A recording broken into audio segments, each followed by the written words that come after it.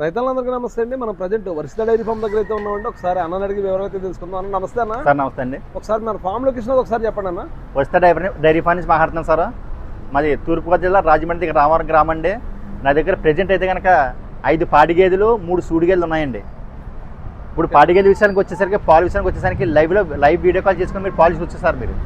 Present అయితే అండి 5 లీటర్లు 6 లీటర్లో పాలు ఇచ్చే గేదెలు ఉన్నాయండి. పూట మీద రోజు మీద 10 లీటర్లు 12 లీటర్లో పాలు ఇచ్చే గేదెలు అయితే మా దగ్గర ఉన్నాయండి. ఒకసారి గేదెలని పాడి గేదెలు చూసుకొచ్చి సార్, ఇంకా దూడలు పాడి గేదెలండి ఒకసారి చూసుకోండి సార్. మన డైరీ ఫామ్ అండి, వర్షిత డైరీ ఫామ్ అండి.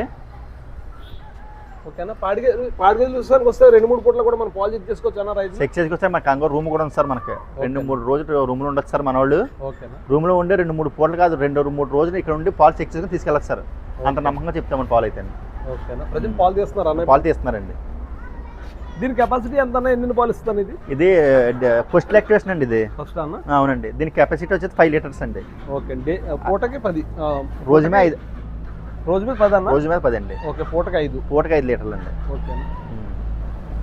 తీసుకొచ్చండి. ఆల్రెడీ ప్రజెంట్ 3 లీటర్లు అయితే తీసారు, ఇంకా తీస్తున్నారండి. లైవ్ మిల్కింగ్ అయితే జరుగుతుంది.